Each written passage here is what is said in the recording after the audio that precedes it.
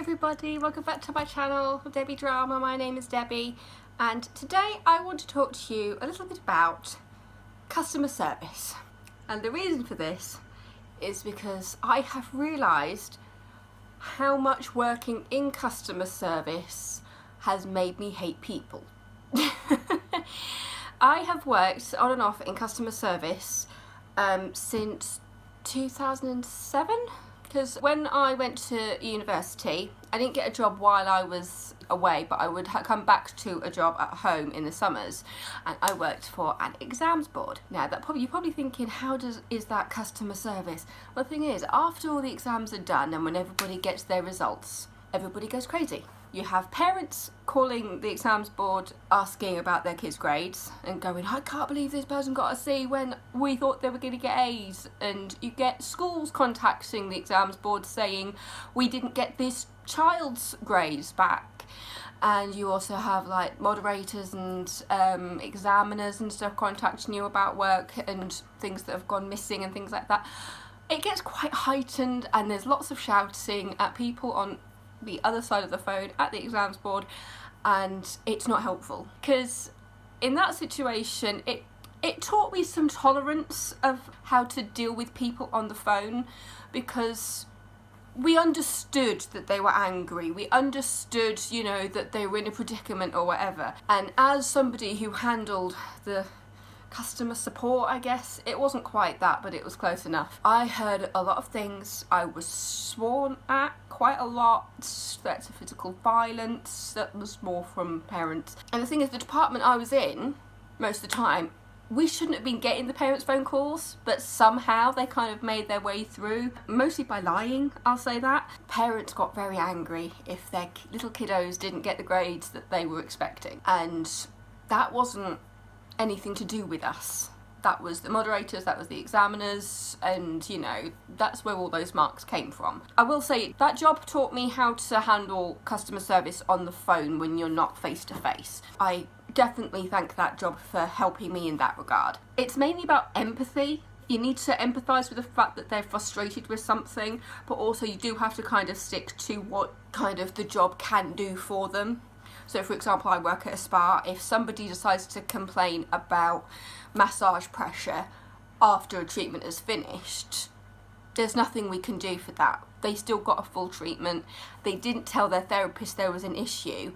So, you know, what can you do for somebody like that who decides to wait until the treatment's over before telling the receptionist downstairs, oh, by the way, you know, I might have had all my treatment now, the full half hour, however long the treatment was, but actually I wasn't happy with the pressure. Straight away that receptionist will look at you and say, why didn't you tell your therapist that you weren't happy? You paid for this. You should be able to tell your therapist if you're not happy with the treatment that you've received. Waiting until the end of a 30-minute treatment or whatever and then telling the receptionist isn't going to help anything. In that situation, people aren't going to take you seriously. In customer service, hearing somebody doing something like that, it immediately makes you think they're complaining because they want something for free. We've seen all of it. We've seen everything. We really have. And it's very frustrating when you can see it happening. Sometimes you can tell just by meeting them, and the attitude they give you when like you're checking them in, or the attitude when they first answer the phone and they straight away go in that defensive mode, and you're just thinking, oh no, I can see where this is going.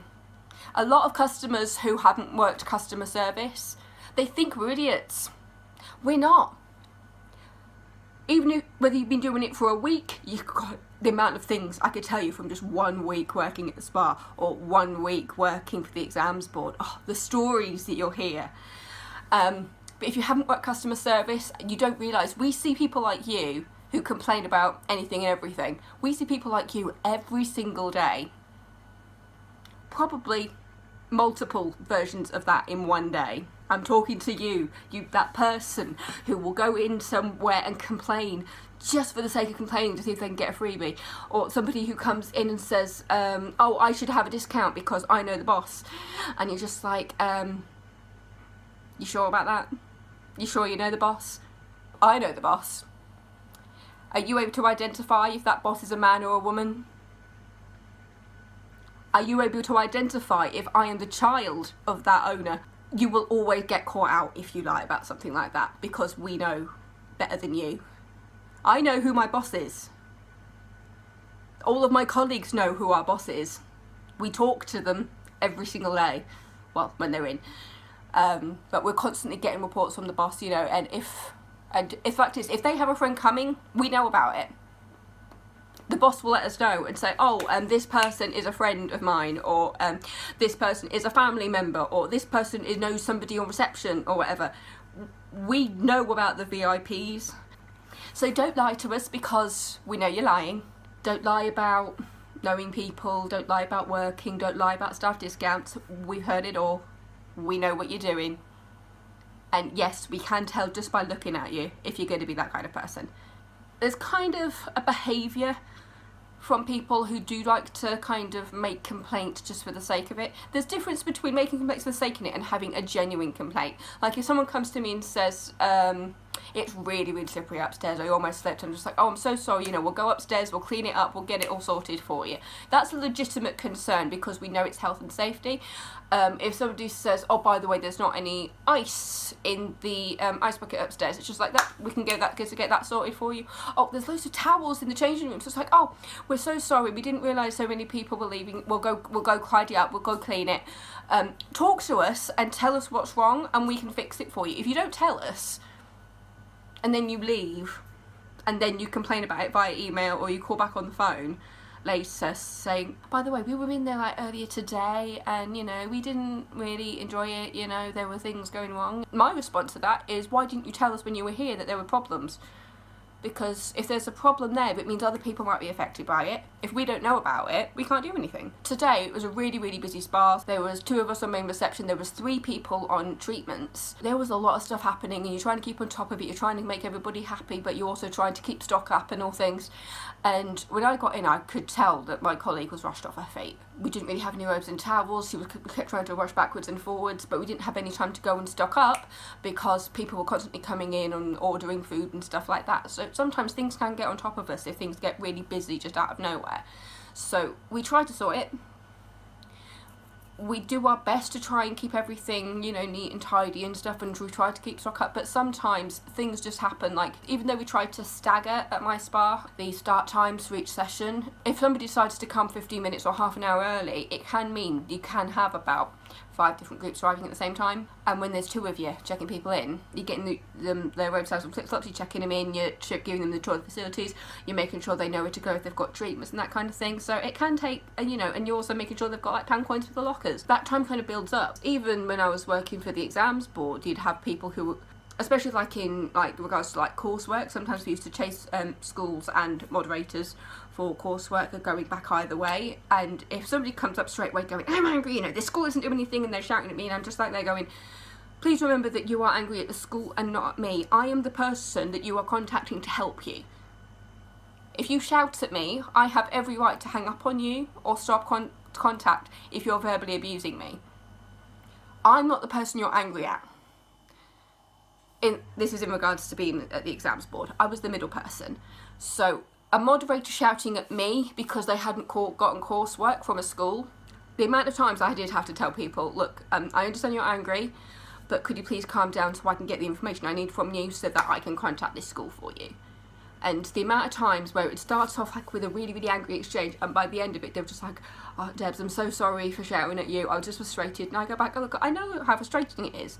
You know, you've got a job to do. And, you know, when people aren't kind of on the same page and you're trying to contact people, and, you know, there's coursework kind of in the mail, and you know, the mail's not reliable either. We had things go missing before. From somebody who works in customer service, for us it's remembering to empathise, realising that a lot of people don't really want to make a complaint, because generally I have learnt how to do that empathising and to say, look, I'm really sorry, I don't know what's happened here. If somebody tried to book in a treatment and it hasn't worked, all the things that can go wrong with online systems you won't believe. But where possible, we will try to help you figure it out. But if you're shouting at us, if you're being rude to us, we are going to be determined to try to not give you something for free if it seems that that's what your angle is. The thing for this video is basically be nice to people in customer service. No matter how long they've been doing it for, they have seen all the excuses in the book. Just be nice to them because it's a difficult job. Whether it is working for an exams board, working on phones, working in call centres, anything that's kind of customer related, it is such hard work. And people are horrible. People can be really, really horrible to you when you work in customer service. Even as somebody who, because obviously I work reception, I work on treatments, I've had people complain to my face about stuff that's completely out of my control. And it's just like, I understand you're angry, but shouting at me is not going to do anything.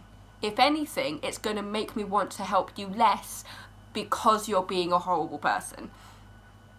If you're nice to us, we will help you. If you're not nice to us, you're just pissing us off. And you don't want to piss us off. That almost sounds like a threat, doesn't it? I don't mean it to sound threatening. Or do I? Yeah, please be nice to people in customer service. If you haven't worked in customer service, you don't know what it's like. But to those people out there who complain for the sake of complaining because they want something for free, we can see you from probably a mile away. We know who you are. We know the tricks that people will do to get things for free. And we won't tolerate it. If you're an arse, we won't help you. The customer is never right. Well, they're occasionally right, but most of the time they're not. It's the bosses who can sometimes be the doormats, mainly because they haven't actually worked the floor, so they don't see what we see. When you work the floor, you see everything. I didn't mean this to sound so accusing, did I? It was more to talk to you about kind of what it's like to be on the customer service side of things and the abuse that we do face. Because I've faced some abuse before, and it's not nice. You know, the fact is, I went to college, you know, I went to uni, I've got a degree, I've got a little certificate that tells me that I'm qualified to do massage. Yeah, that's my video. I hope you understand where I was coming from with this video. I just needed to, especially after the day I've had at work, I just needed to vent out some of my frustrations when it comes to customer service and things. Maybe you found it funny, seeing me angry. But yes, so if you liked this video, you can give me a thumbs up, you can subscribe to my channel, I put out videos every single Wednesday. Have a nice day, have a nice night. If you need to go to bed now, go to bed. I'll see you next week. Mwah!